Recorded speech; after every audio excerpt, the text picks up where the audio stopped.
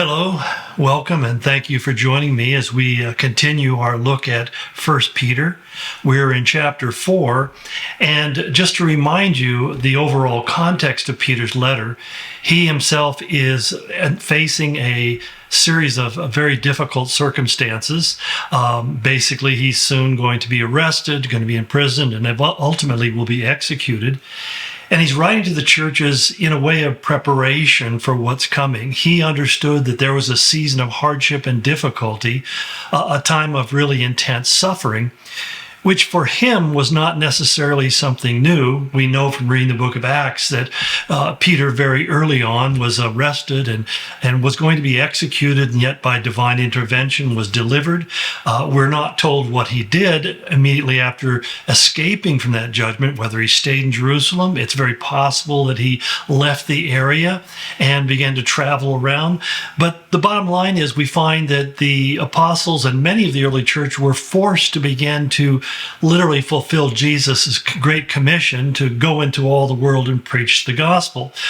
They, like us, probably were very content to stay where they were. The idea of traveling wildly was not something that was really understood or really experienced by most people. It took a lot of money, and it was time-consuming and dangerous. Basically, most people didn't move more than a few miles from their homes in the entirety of their lifetimes. And it might surprise you, in our day where we are moving around the world at a regular pace, people in the times of Jesus probably didn't travel more than 40 to 50 miles from their home in their entire lifetime. And that wasn't just in the land of Judea or in Palestine, but that was around the world. People just didn't go out. It wasn't safe. Now, we know the Romans had roads that were primarily built for the transport of goods and military units to be able to move around the empire, but they weren't necessarily designed just to take a tour or travel. The idea of being a tourist was a concept that had not yet been developed. That would have to wait for a more prosperous time like the ones we're in today. So when Peter's writing to these believers, he's talking about people who may not have experienced the kind of persecution that he did as he went into places that he was unfamiliar with, and the people were unfamiliar with him as well, that as a consequence, they'd gone through a lot of hardships, a lot of difficulties, a lot of suffering, because in a time and age when the word stranger meant danger, it was not safe necessarily to simply move around from place to place. But he knew that persecution was coming, that the people within their own communities would turn against them, and particularly because they were different. And that's one of the things that's hard for us to, again, get our minds around, because we've grown up in basically a culture that accepts Christianity as being really central to the foundations of our nation and just part of our cultural society. That not everybody is a Christian, obviously, but many people would be considered cultural Christians, that they live within a culture that has been enculturated by the principles of Christianity. And so as a result, we don't understand what it's like to be a stranger in a strange land or to be viewed as being the enemy. Now, that may come the way the world is changing, the way America is changing. But when Peter's writing to these are people who have made the decision to embrace Christ. And automatically that put them in a really juxtaposition to the cultural norms of their time. They were looked at weirdos, as oddballs, as strange people worshiping strange gods and doing strange things. And so, when Peter begins to speak to them, he says, as we saw back in verse 3, he said, in the past, you spent your time doing what pagans choose to do. You lived like them. You experienced their culture. You were part of their culture. You spoke their language. You had their same values, their same habits, their same traditions. And suddenly you began to do something that is out of the norm. In other words, instead of going to the temple, you found yourself going to a church. And instead of engaging in wantonness and drunkenness and revelry and all those kinds of celebrations, you found yourself meeting with other believers and sharing in the intimacy of fellowship. You started talking about things that you used to do, like Peter outlines here, living in debauchery, lust, drunkenness, orgies, carousing, and detestable idolatries. Well, you lived in a world where those things weren't detestable. You thought that was the norm. And suddenly these people had this encounter with Christ. It was transformational from the inside out. As Christ came in, he changed them, and they began to see life through a whole new lens, through a different set of eyes. And the bottom line is they became different. They stood out from the crowd. Now, most of us kind of like to fantasize, or at least give the impression that we're independent thinkers and we're not moved by the crowd and we think for ourselves. But in truth, we conform most of the time in almost everything. It's just one of those things that's part of human nature. You want to be part of the group. You don't want to be outside the group.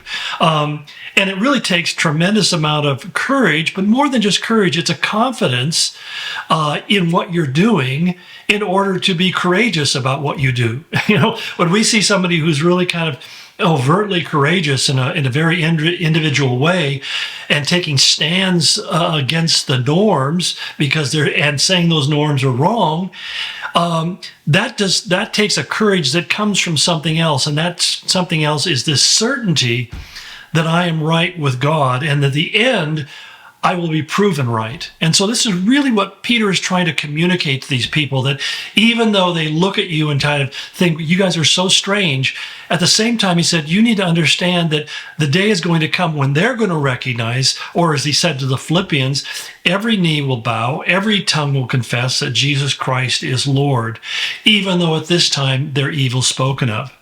And what's really kind of significant is that being different is one of the key aspects of being a witness for Christ. If we're just like everybody else, think like everybody else, behave like everybody else, we're not going to stand out. And people certainly aren't going to do what Paul said to Timothy, be able to give a reason for the hope that's in you. People aren't going to say, what's wrong with you? What have you done? How have you changed? I know that for myself, and I've shared this before, but you know, one of the first things my dad said when I told him I was a Christian, he looked at my mom and said, where did we go wrong? I mean, to him, this was like the most incomprehensible thing in the world, that I would want to devote my life to following Jesus Christ. Without really even knowing what that looked like or where that would take me, I was ready to do that because I was so convinced in the inner man, by the presence of the Spirit of God living in my heart, that this is what I was created for. And that really becomes a key for evangelism, if you will, because Jesus, first and foremost, came to save sinners. He said in Luke 19:10, for the Son of Man came to seek and to save the lost. And so that we have to understand that regardless of what circumstances we find ourselves in as we follow Christ, we're going to discover that in some ways God is using that to touch the hearts of other people. When I first got saved, I was going to school at UC Berkeley, and I had a couple of guys that I lived with, and I became a Christian, and I didn't feel like I was any different. But later on, one of them said to my brother, he said, when your brother, speaking of me, became a Christian, he completely changed. And you see, I didn't think they even noticed, but they did notice.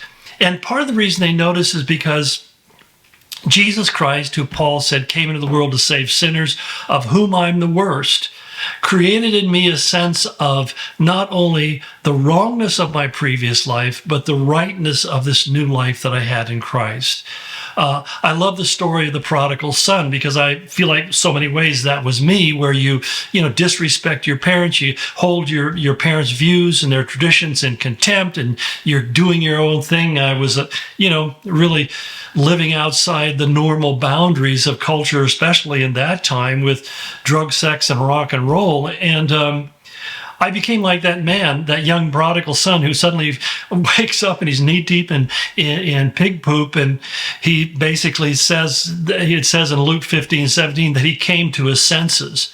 In other words, he came to this awareness and realized, my life is completely other than what I want it to be. I'm not happy. I'm not at peace. I'm miserable. And basically, you fall down. You have this hunger inside of you for something that's real and lasting. And that's where I found myself praying along with the same prayer the prodigal son prayed. I said, Father, I've sinned against heaven and you. And then he says, and I'm no longer worthy to be called your son. Please take me on as a hired servant. But I love this idea. He says, I've sinned against heaven, but I've also sinned against you. And I found when I came to Christ, my first thing was to ask God to forgive me.